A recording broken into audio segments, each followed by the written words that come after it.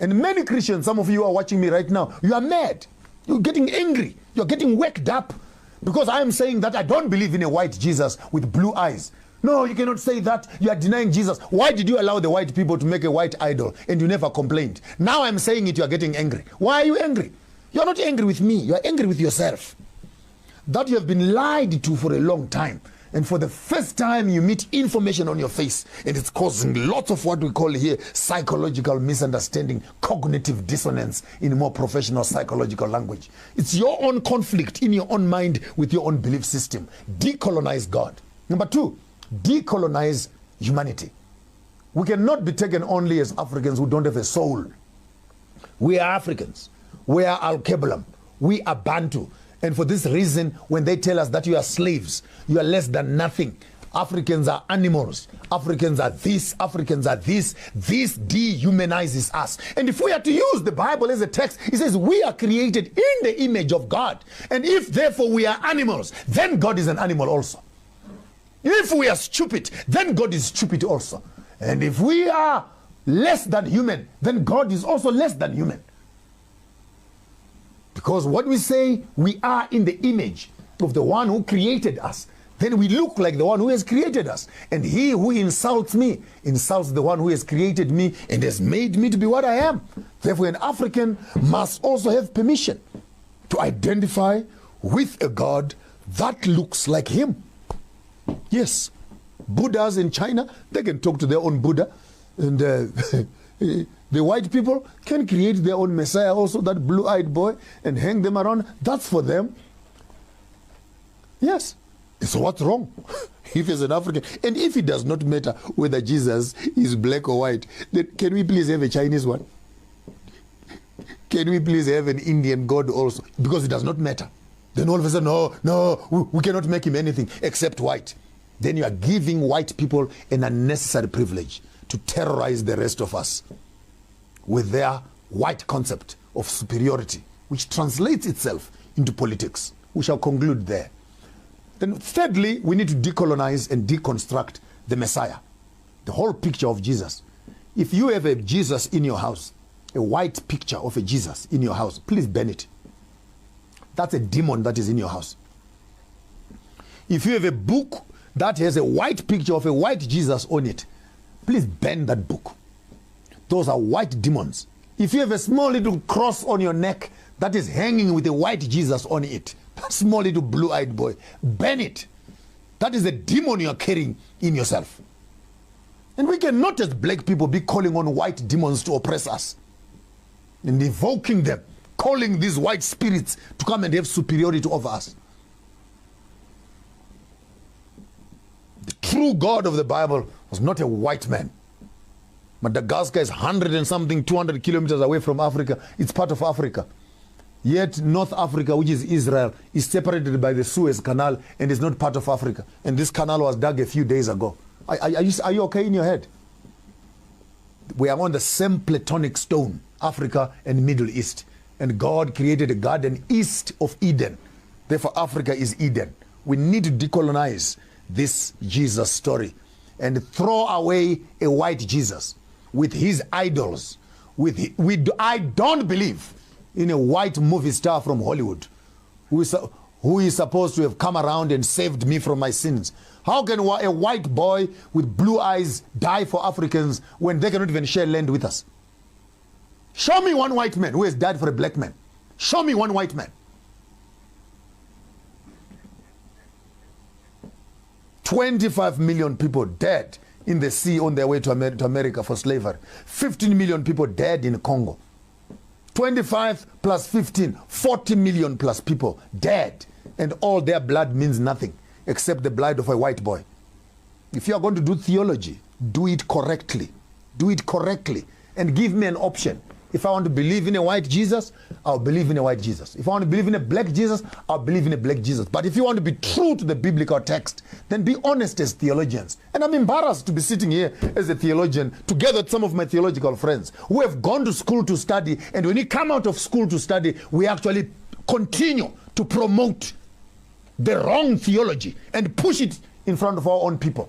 We have become the colonizers ourselves, Uncle Toms, who are sitting on the conscience of our people. which is wrong. Which is wrong. How do you sleep at night? Taking money from widows and orphans. How do you sleep at night?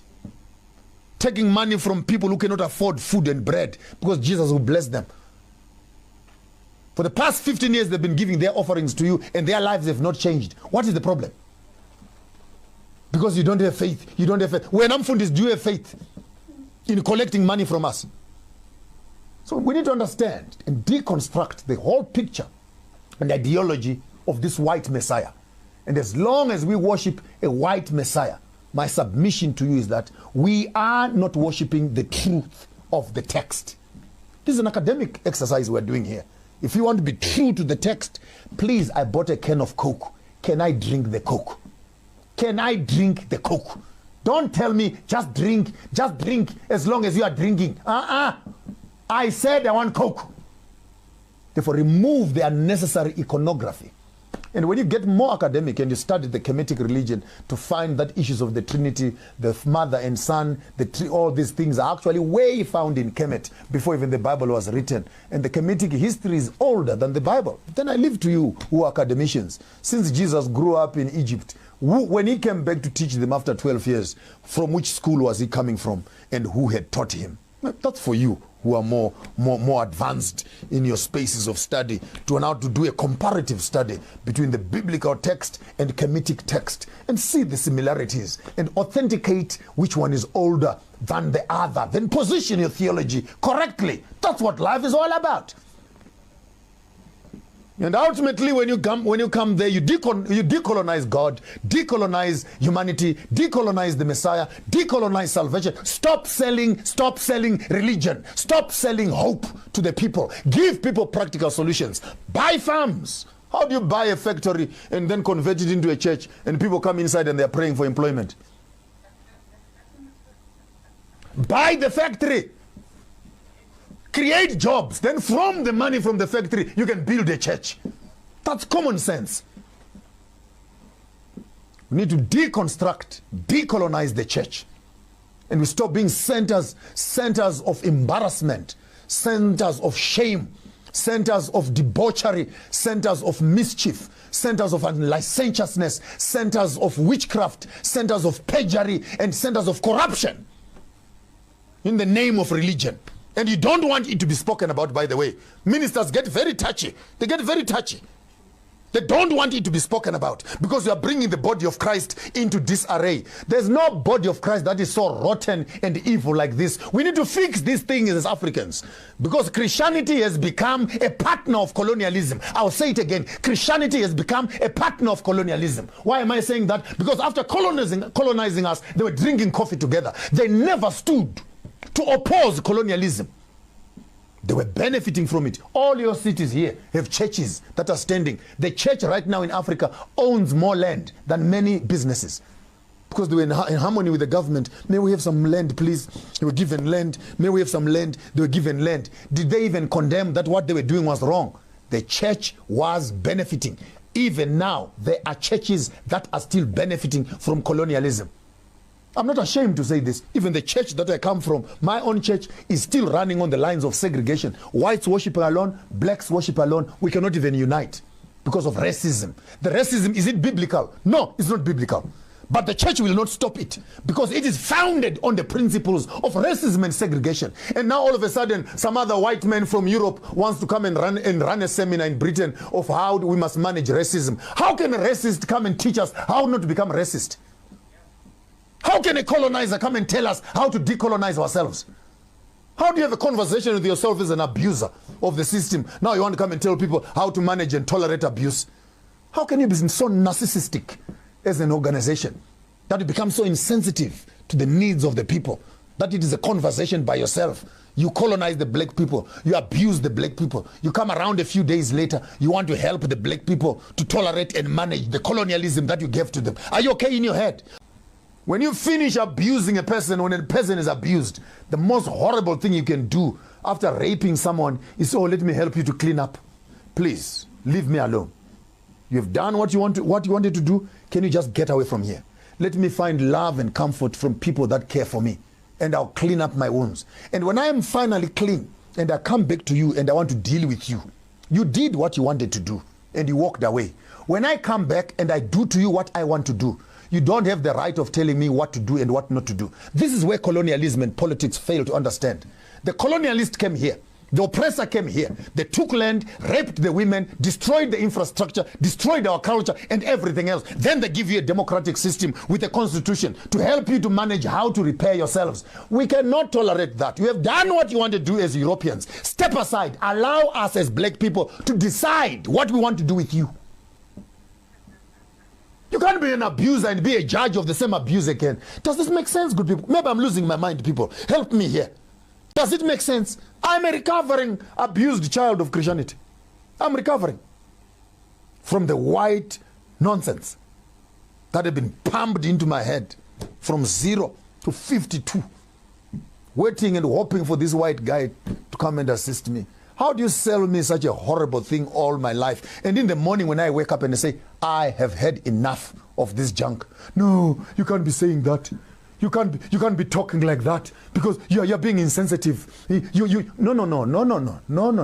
No. Allow me. If I want to cry, let me cry. If I want to scream, let me scream. If you think I've lost my head and I've lost my mind, it's none of your business. Allow me to recover the way I want to recover. Even if I want to walk away from Christianity, it's none of your business. Why are you angry?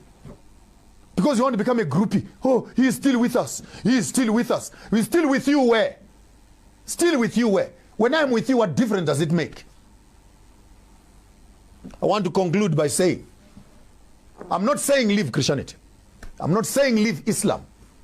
I'm saying all the instruments of religious meeting places must be converted into instruments of changing and transforming the society. We need, therefore, to deconstruct God, decolonize him. We need, therefore, to deconstruct and decolonize humanity, deconstruct Christianity, deconstruct the Christ Messiah himself, deconstruct ecclesiology, church itself, deconstruct ecclesiology and eschatology. Stop selling people things that are in the heavens because you have failed to make them relevant on earth. Teach people to work. The Bible says, occupy till I come. Work and labor. We cannot teach escapism, where people are waiting for the clouds to open and they disappear to heaven. And by the way, many people who want to go to heaven, they don't want to go to heaven because they are saved. By a Lord, too much debt. So they want to go disappear to heaven and they don't want to pay things that are here. Then I remember the other song by the other guy, when you get to heaven, you find the devil waiting for you. At when you are not going in, let's go backwards. You cannot run away from earth because of debt. All no man, nothing except love. We have been given land, we've been given crops, we've been given life. Let us make the best of what we have right now. Let heaven and theology be actually the blessing of a fruitful life in the now. Then we can also wait for the second coming of Jesus with beautiful cars, with beautiful homes, looking nice also. Why must we be singing the song, take the world, but give me Jesus? You give away land and you receive Jesus. Hey, I don't want the Jesus. I want the land also and the Jesus. I want both. Why must I lose one? Take the world, but give me Jesus. Something is not right here. If you are bringing it, bring it together. Bring me the land. And then we can talk Jesus when I'm sitting on my land. That for me is common sense. And when our governments can begin to understand that the politics we are struggling with is actually theology. Because people, as they believe, they behave. Right now when they are looking at you, church is one of the biggest political parties. Ask me why do I say that? Because it disengages people from common events of the community. They have nothing to do with the government. They have nothing to do with anything else. All they love is Jesus. And this is the thing of women, by the way. Me, I love Jesus. I love Jesus. I love Jesus. You can never say you love your husband. You can never say you love your children. But you love Jesus. I love Jesus with all my heart. You are going to be miserable the rest of your life. They come to us. I've been left with the bishop for years. Women come to us here. They kneel in front of us. Hey, bishop. Hey, stop wasting my time kneeling in front of me. Go and kneel in front of your own husband.